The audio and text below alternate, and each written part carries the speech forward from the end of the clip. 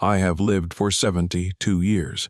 And you know, the most painful thing in this life is not my husband's infidelity, not sores, not even loneliness. The most painful thing is when your own grandchildren, your continuation, your blood, look at you with a look of pity and superiority, and whisper behind your backing, "Old fool." My name is Ann. I live in a small house in the suburbs of Sacramento, California. My house smells like cinnamon, old photos, and a little bit of loneliness. Why, it used to be noisy, our children laughing, conversations in the kitchen, cat tracks on the windowsill, and now there is silence.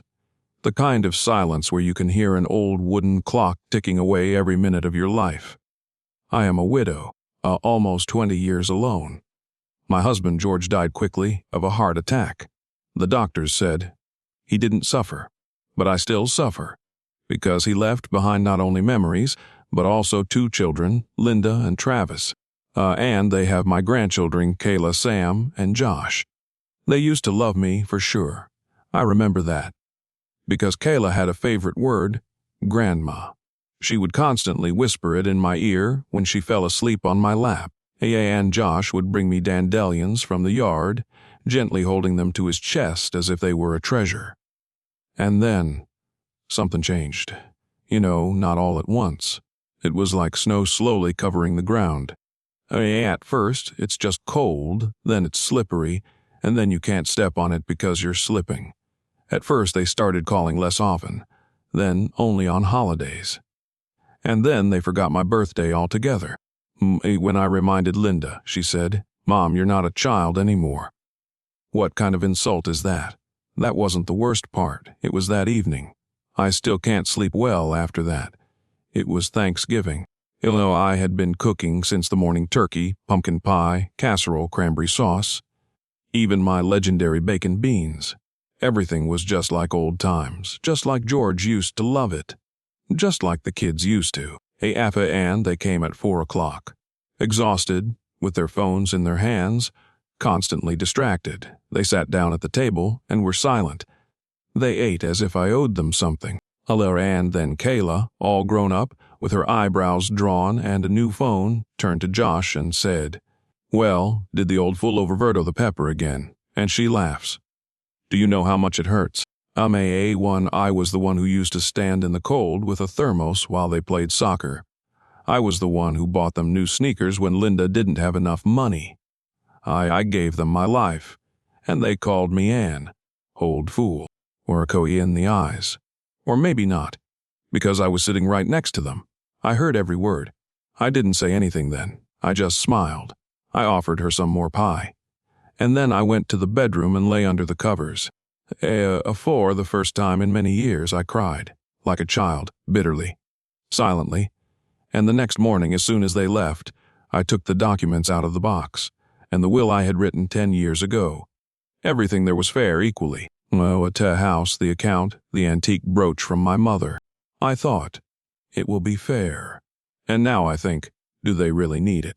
If I am an old fool to them, what will happen after I die? I made coffee. I sat down at the computer. I started Googling how to change a will in California. And for the first time in many years, I didn't feel weak. On the contrary, it was as if for the first time in my life I was holding a sword instead of a spoon. From that day on, something shifted in me. A something that had been dormant for a long time. I was no longer a grandmother with pies. I became a grandmother with a plan. And while they were running around with loans, blogs, TikToks, and new cars, I was preparing to teach them a lesson they would remember for the rest of their lives. And no, I'm not being vindictive, just fair. Because I'm not an old fool anymore, and they will find out who I am now a little later. And it all started with an old woman who accidentally met a lawyer in a supermarket parking lot. And he said one thing to her that turned everything upside down. You can be surrounded by family and still be lonely.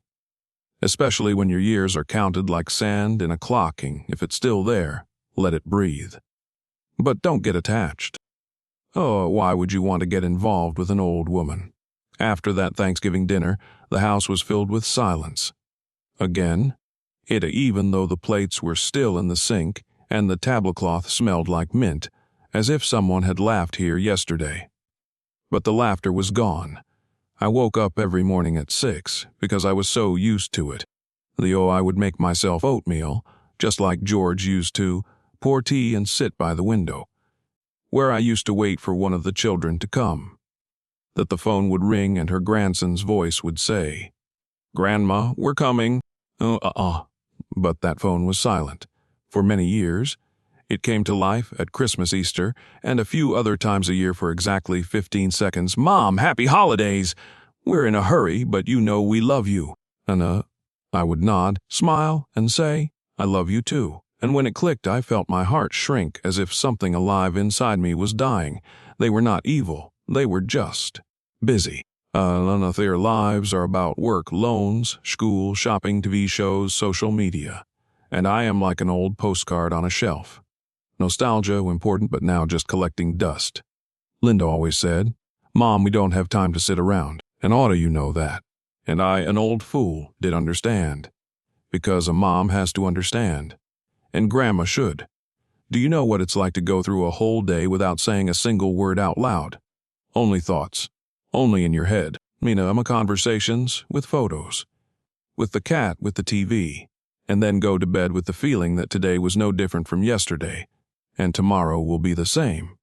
It hurts not that the children do not come, though it hurts that no one is interested in whether you are still there. Whether you got up today. Did you eat something? Or maybe you fell and have been lying there for 2 days. This is a special kind of loneliness when you seem to live among people, but as if behind glass. They see you, but they don't hear you. One day I pulled myself together. I thought, maybe it's my fault. I picked up the phone and called Keela. I wanted to invite her to tea. She answered after 3 rings, "Grandma, I have a class, then training, then work. Maybe on Sunday?" I agreed. Although I realized that Sunday would not come, then I called Josh. He didn't answer the phone. But he wrote, "I'll call you back." He never called back. It's been 6 months now, and I waited. I even baked an apple pie, because I remember he loved it. It remained intact. I threw it away after 3 days. And then one day I went to the store, just to buy bread and milk, and I was standing at the window looking, and I had tears in my eyes, because I remembered how George always bought these biscuits for tea. And then a man of about 50 approaches me. He says, "Excuse me, ma'am, can you handle this? Can I help you?" At first I was confused, and then I said, "You are the first person to ask me this in recent years." We left the store together. He introduced himself, Gary. He's a lawyer. He's a widower, he has an adult son, but he's somewhere in Texas. He rarely calls. We got to walk me to my car. And suddenly he said, "You are holding up well. But I can see how much it hurts. If you ever want to, I will help you get your documents in order. You don't want everything to go wrong after you, do you?" And here I froze, because he hit me right in the heart. I didn't say anything. I just took his business card. It is now in the drawer by the bed. And I open that drawer every night. But I haven't had the courage to call him yet, not yet. But almost. Year after year and no one is there. But one day, it's not a business card, a lawyer, or even a pie that can change everything. It is the desire to finally live not for someone else, but for yourself. Because when everyone has already written you off, that's when you can rewrite the script of your life. And the next morning I went out on the porch and saw something that made me call Gary. Not because of the property. It was because for the first time in years, I was really scared. Trust is a thin thread. One innocent, accidental walk-in, and someone else is drinking tea in your kitchen, and you're still thankful, because at least someone came. The morning after that meeting in the store was not easy. I sat there with Gary's business card in my hands, twisting it with my fingers, and my thoughts revolved around a question. Why did I feel so anxious last night? And then I saw her, the neighbor, Caitlin. She moved in the house across the street a year ago. a young woman in her 30s, always with perfect makeup, even on Sunday mornings. She ran around in heels as if she were wearing sneakers. She often had different men with her, young, old, generous with hugs and even more generous with packages from expensive stores. We hardly ever talked to each other, though she would wave across the street, sometimes bring the mail if the postman made a mistake, and once she left a cookie on the porch, with a noting, "To my sweetest neighbor." But that morning, something was wrong. She was standing by my fence, not just passing by, but as if she was waiting. She saw me and immediately, "Good morning, Mrs. Ellen." I was a little embarrassed, but I answered. She smiled, like the sun too bright after a storm, and adding, "I was wondering if you needed anything from the store. I was just leaving." I thanked her and said I had everything. But a strange premonition stirred in my soul. She is too attentive. After that, she started to appear more often. She would bring me a newspaper or offer to help me water the flowers. And then she said, I was a social worker for several years. The elderly are my heart. It is so important to me that you are safe. Since then, I started locking the door even during the day. Once I woke up at night. It was 2 o'clock. Outside, the light of a street lamp was flooding the entire porch, and I saw someone standing near my barn, a small figure in a dark coat. It didn't move. It just stood there. I was afraid to look, but the next day I saw a box on the porch with an inscription, "Good night, with love." Inside was a lavender sachet, and the smell was sickening, like a smile with a knife behind it. I remembered what George had once said. People who try too hard to be nice have either done something or are planning to. I laughed then. But now I was listening to Caitlin's every move, even when I was lying down with a book, and she was always somewhere nearby. And what's strange is that she started coming into the house uninvited. "I saw your lights were off last night. I was scared, so I dropped by," she said. I didn't say anything. But the door in the corridor, which I always locked, had already been slightly ajar twice.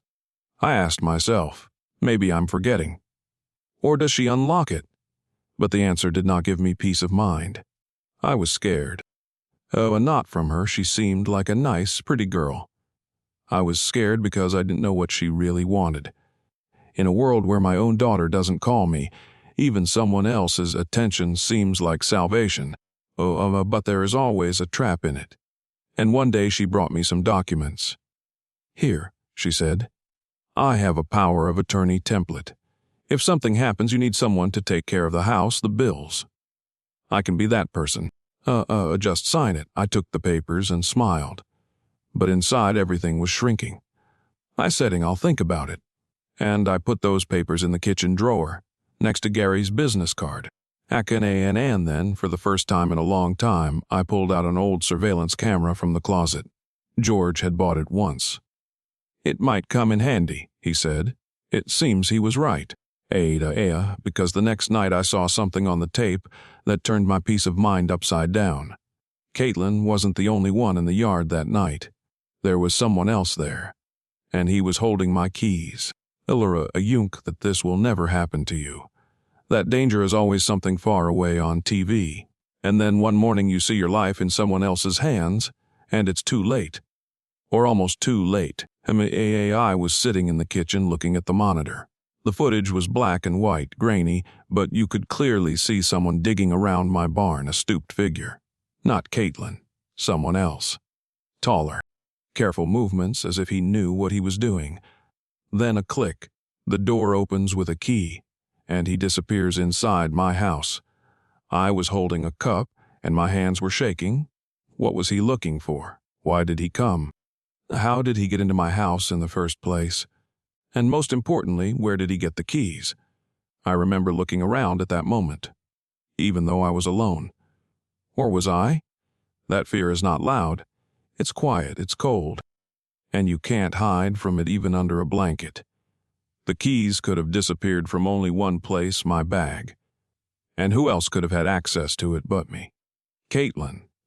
She's the only one who's been in the house in recent weeks. She's the only one I've ever trusted to bring me tea while I'm on the phone with Gary. She's the only one who pretends to care so much. I went to the door and locked it. I made a cup of tea, then another one. But the feeling of helplessness only grew. This is my home, my space, my memories, and now someone is walking around in it, searching, deciding what I can and cannot do. I didn't feel like a hostess anymore.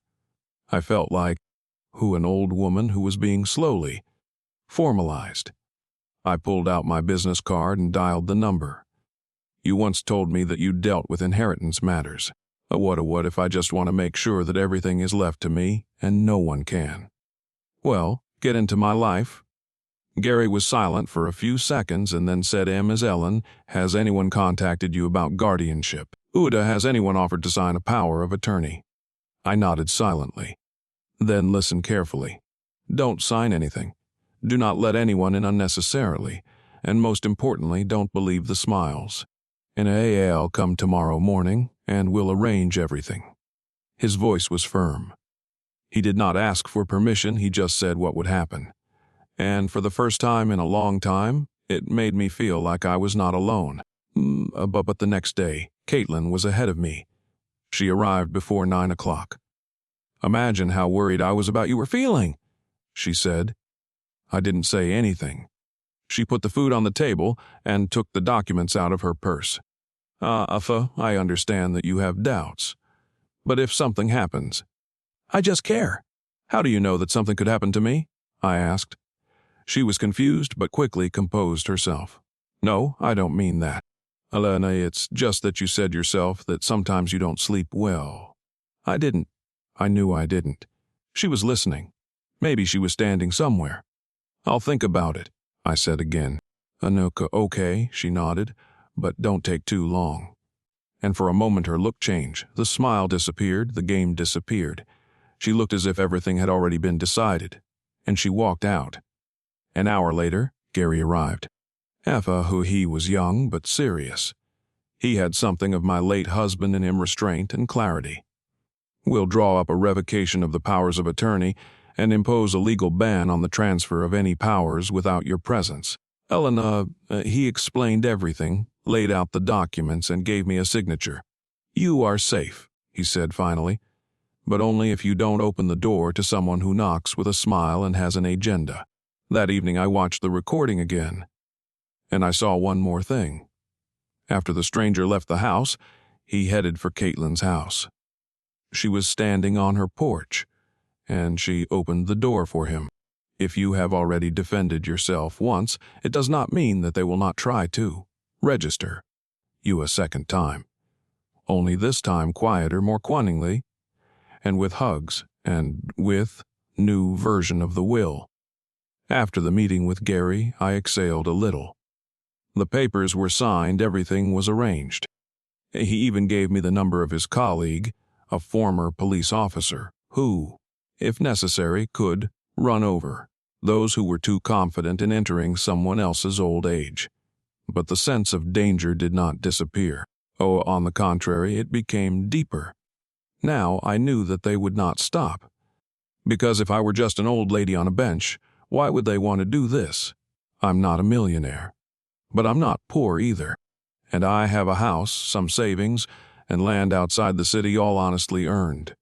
All this is my guarantee for old age, my security. And now these neighbors decided that they could get into my life until I decided to defend myself. But maybe they thought I wouldn't be able to handle it psychologically. What did I say? I don't care as long as they leave me alone. A few days passed. The door did not knock. Caitlin did not appear. Suddenly, the doorbell rang. A man is standing there. He was wearing a suit. He smiled like an insurance agent from a cheap movie. He was holding an envelope. Mrs. Ellen. Good afternoon. I represent the company, Smart Heritage. Did you contact us through a friend, Miss Caitlin Gray? No, I said. I didn't. I'm sorry, maybe there was a misunderstanding. But we have a request to make a new will in your name. You know that I already have a will, drawn up with a lawyer. Yes, he said, as if he had already thought of everything.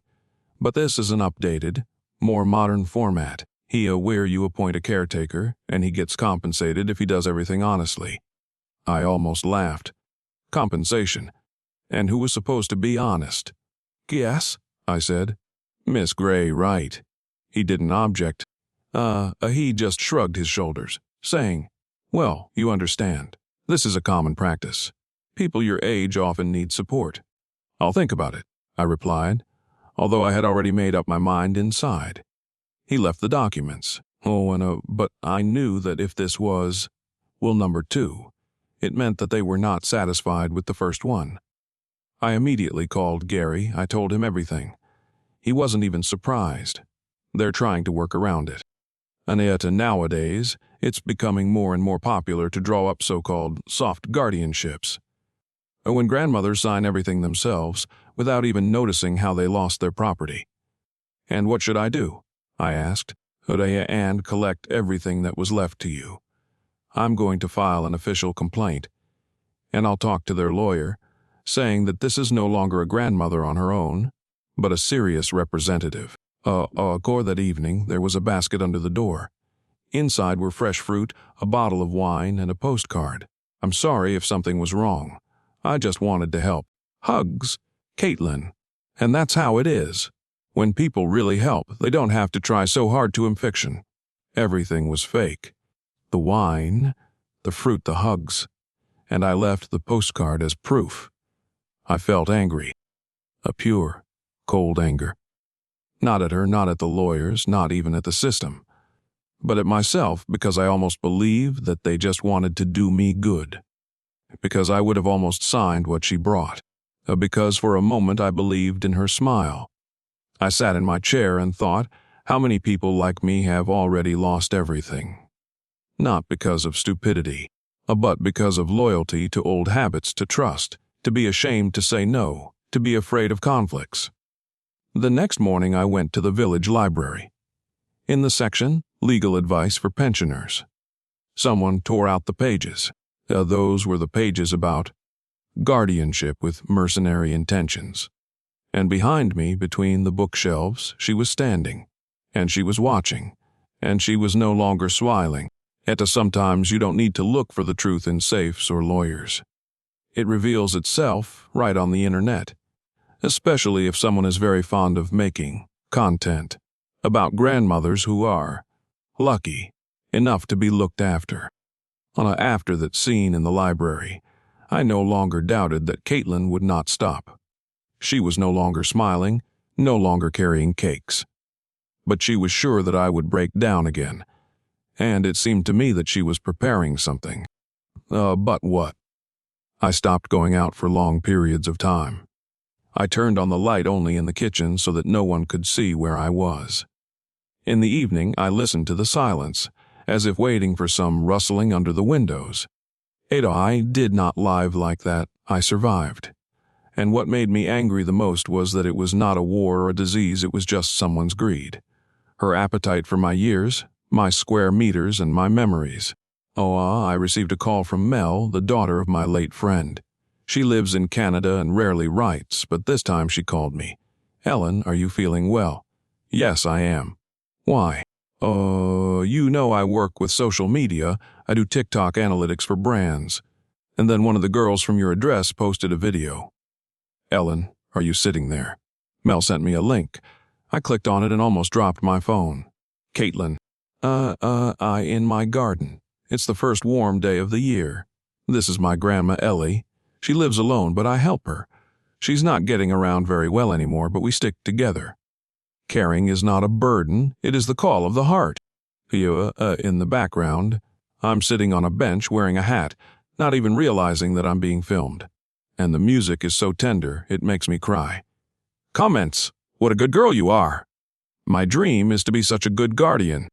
Aharaga, where can I get a guardianship to get funding? I was trembling. It wasn't just a lie, it was a play. She didn't just want my house, she had already sold it to her subscribers. She had over 500,000 views on that video. And in the next video, she told me how. It's hard to negotiate with grandmothers when they lose their clarity of thought. I I didn't know what was scarier, that she did it or that people believed it. Everyone thinks that I am an old sick woman who no longer understands what she is signing, and she takes advantage of this. It's not just humiliation, it's an invasion. She invaded my life and made a laughing stock of me, and now hundreds of thousands of people have seen it. I wasn't tech-savvy, but Mel was. Do you want me to write about it officially? No, I said. I want to do it myself. I don't want revenge. I want the truth. The Mel helped me make a short video. I was sitting in the same dress, on the same bench, and I said, "My name is Ellen. I'm 78. I am not sick. I am not helpless. And I don't need guardianship. The person who filmed me without my permission is spreading lies. She is not my relative, and she wants to take my property. I'm sorry that young people learn to make money this way. But I haven't broken down yet, and I will not break." In the first day, the video received over 20,000 views. People wrote in the comments, "Hang in there, Grandma, we're with you." People like Caitlin are a disgrace to the whole generation. And the most interesting thing is that Caitlin herself disappeared from TikTok. Her entire profile was deleted, but I felt uneasy. Disappearance is not always good news. The next morning, I found a piece of paper in my mailbox. No envelope, no signature. You will regret this. Do you think you are a heroine? You're just an old woman who fell in love with the wrong person. Sometimes evil comes not from the future, but from something that should have been forgotten long ago. It turns out that I have looked into Caitlin's eyes before, only under a different name. I barely slept after the anonymous letter in my inbox. My eyes were blurry, but my brain was working like crazy. Everything revolved around one question: why was she so angry with me? I didn't owe her anything. No, I didn't offend her in any way. But she was not acting like a person who just needed an apartment. She acted with personal hatred. And this hatred could not come out of thin air. In the kitchen, when I was sorting through old files, I came across a photo. It was old, with yellowed edges, taken on film. It was a school photo of my class, somewhere in the late 90s.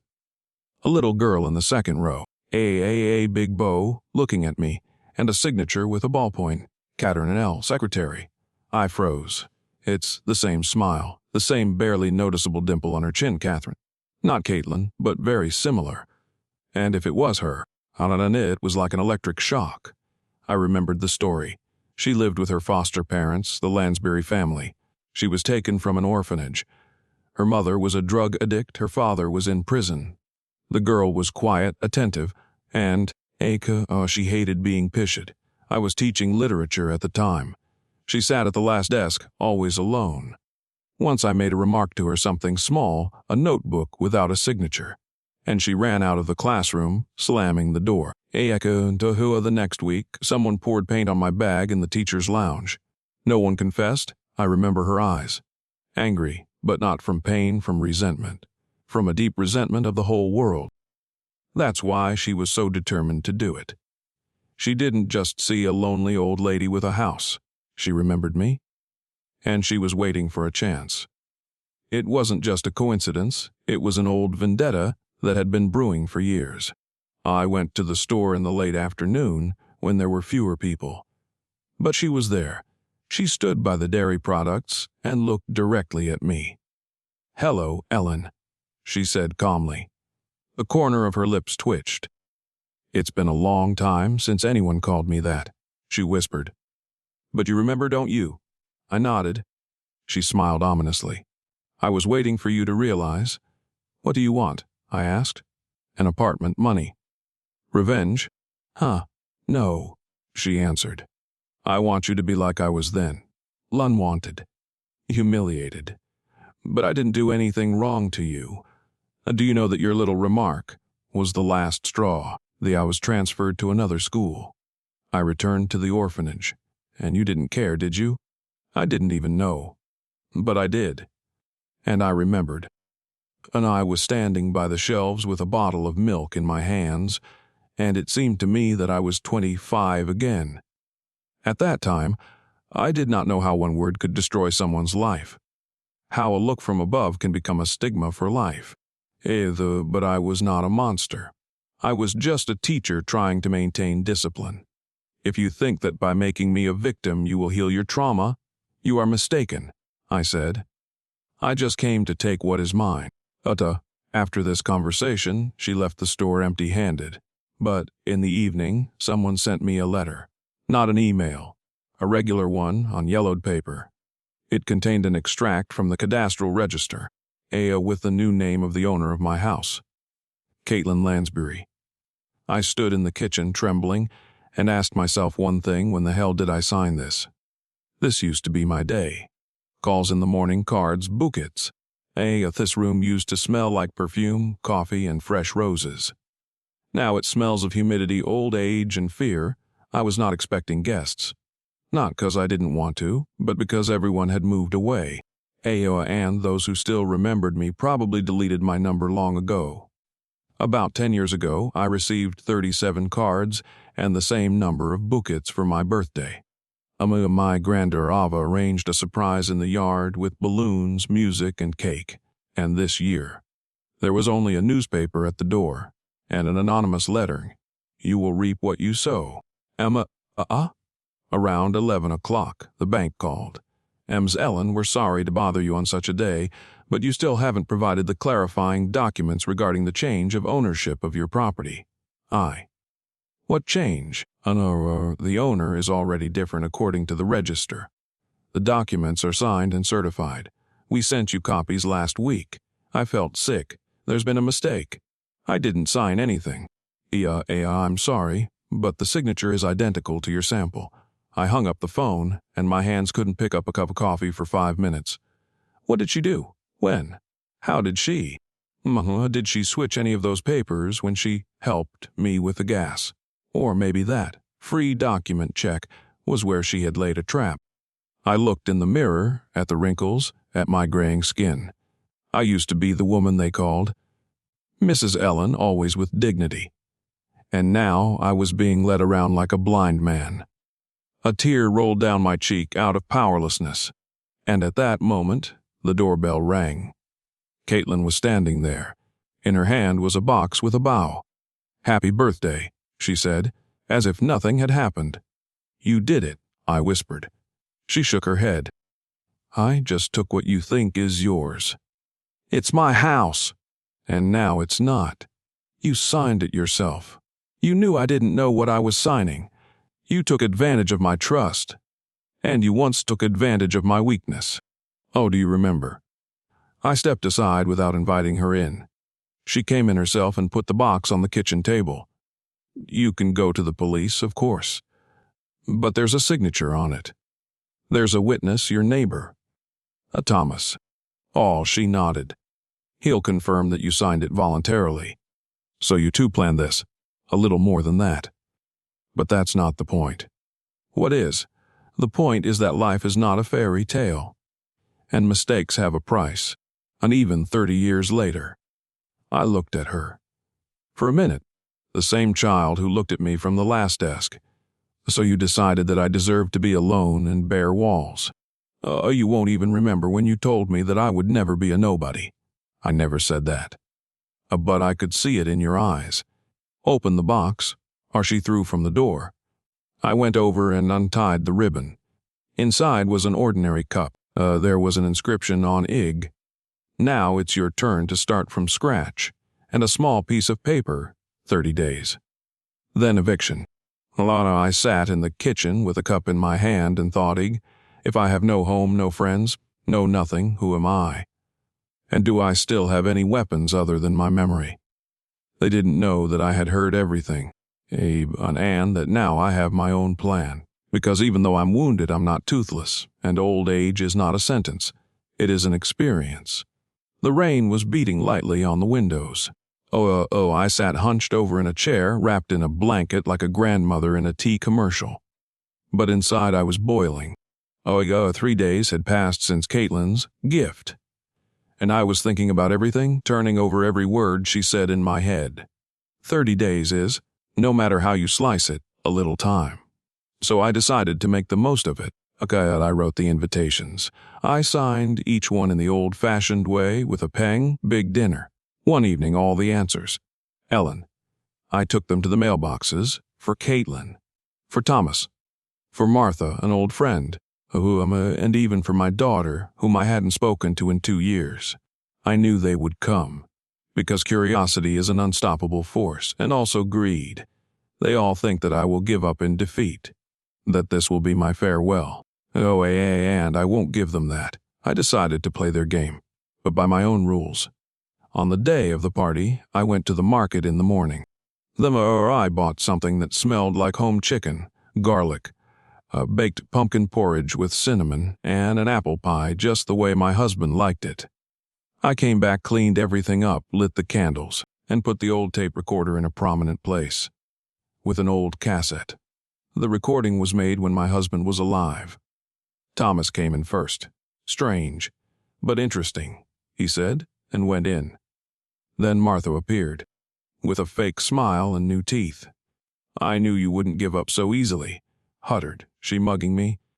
Caitlin was the last to arrive, wearing black, like she was going to a funeral. Whose funeral was still unknown. We sat down at the table and ate in silence. I served the food calmly, even warmly, like a hostess who receives guests, not enemies. But there was something in the air. Martha's eyes were moving. Thomas twirled his glass nervously. Caitlin was silent, but her eyes were watching. When everyone had eaten the pie, I pressed a button on the tape recorder. The speaker came on. Ellen, if you're hearing this, it means things didn't go as planned. It was my husband's voice. Everyone froze. Remember, we once agreed that if one of us leaves before the other has the right to change the will. But wisely, with a balanced approach. And don't just forgive. Caitlin pursed her lips. This is manipulative. I looked at her. No.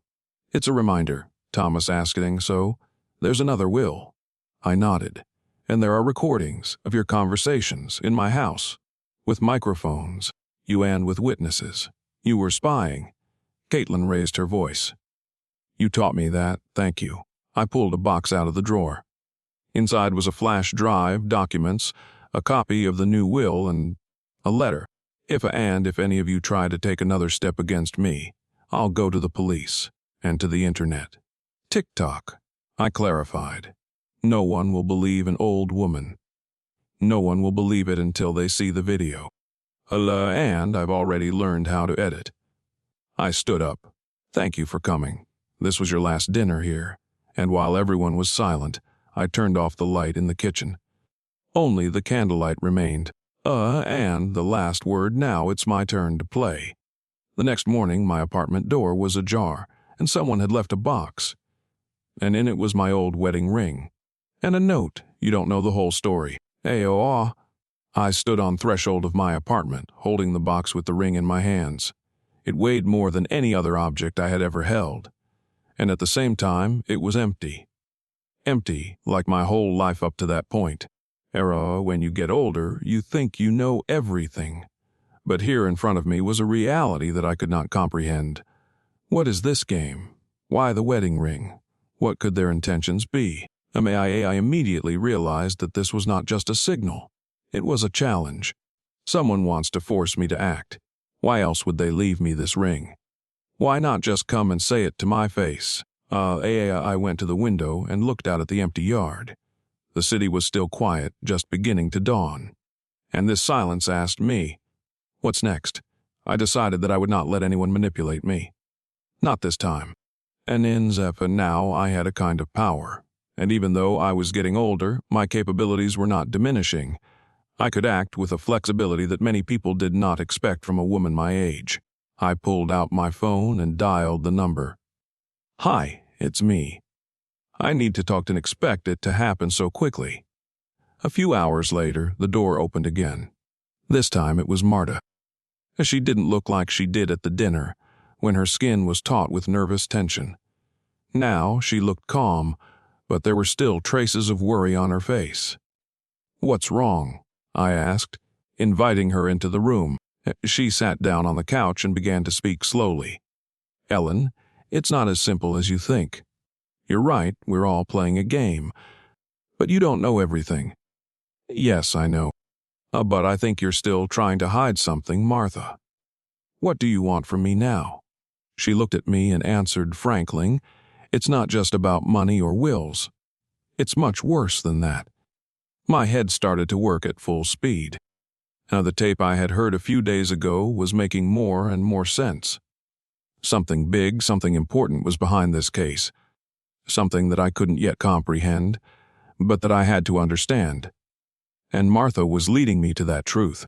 Yeah, you think it all started with Caitlin. But she's only part of it. We are all part of this story. I sat down next to her, looking intently into her eyes. What is this story? Oh.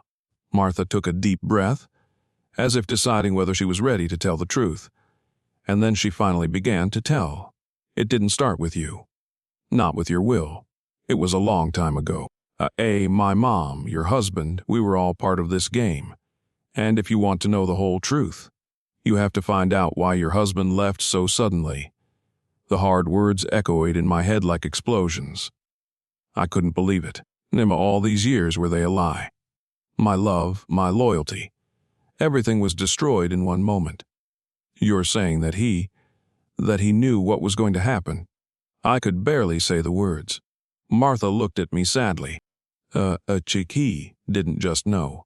He was part of the plan. I could feel the ground moving under my feet. But I had no right to give up. Are you saying that all this was planned? All these years are just one big scam? Yeah, that's right, Martha confirmed, and now it's your turn to decide what to do with it all. My head was full of thoughts, but I knew one thing: it was up to me now. I won't let my old age become a weakness. Asuana, if I have a chance to get back at least some of what was taken from me, I will use it. Okay, I said, standing up. I'll make a decision. But remember, this is my game now. And when Marta left, I was alone. He room was quiet, but I could feel my heart beating faster. It was my turn. And now what? That evening, as I was preparing for the next step, the door opened again, and Thomas was standing on the threshold. You knew. You knew everything, but what about me? So you really thought it was just a coincidence? Thomas stood in the middle of my living room, wearing the same disdainful smile I remembered from my youth. You were always naive, Ellen. No, I didn't answer right away. Maybe for the first time in my life I really felt old. But not stupid. I was seething even though I was as calm as an ice cube on the outside. What are you saying with that tone? That I'm worthless, because the age on my passport is no longer fashionable on TikTok. Or because I haven't worn your socks in 30 years. He sighed. He rubbed his face. For a moment, I saw fatigue, not arrogance. I didn't come here to fight, Ellen. I came because I finally have something I want to say. It's too late. I know, but you need to hear it. It's not just about me. And it's not just about you. I didn't leave for nothing, he said. Oh, and it wasn't for the other one. What was it, Thomas? Was it the VOCA or your ego? And debt and fear. I was stuck. Drowned, actually. And then a man appeared. He offered to cover me, but with conditions, and I had to disappear. In exchange for silence and, in the apartment left to you, I could barely resist throwing a cup at him. And you left without even saying goodbye. What difference would it have made? You would have left me anyway. I never left you for 30 years, not even in my mind, I shouted. And you made a laughingstock of me. I was ashamed, Ellen. But you know what else? They were watching you, and for good reason. Aka, someone in your inner circle, was working for them. My blood ran cold. You, Martha. Maybe. Or maybe someone else. But you were right in the middle of their game. I sat down. My head was pounding. You know, Thomas, I really thought I was an old fool. I was until I started listening to my enemies. And now I look at you and realize who the real fool is. But I've come not only to repent. I need your decision. Or do I have to help you? After everything? No, I'm not talking about me. It's about the future safety and Caitlin's. They're not done yet. The will, the new will. It's going to change everything. But there's still time. Another will, I whispered. There's a third one. Not the one you have in your hands, and not the one you signed in the hospital. There's another one, a real one. But it's not in the safe, and not at the notary. I stared at him without blinking. You know where it is. A yes. But if I tell you, I won't live any more. And what are you suggesting, Thomas, that I risk everything again, to be the shield to save you? No, Ellen. This time, I am your shield. I just want you to know the truth. So you can decide what to do next. I'm standing up slowly, steadily. You're home late, and you say things too easily. But I'll tell you one thing clearly, I am not an old fool. And I am a woman who was underestimated. And that's their biggest mistake. Thomas left. But before he did, he left me an address, an empty house on the outskirts of town. There, he said I would find answers. And maybe the real will, or maybe something worse.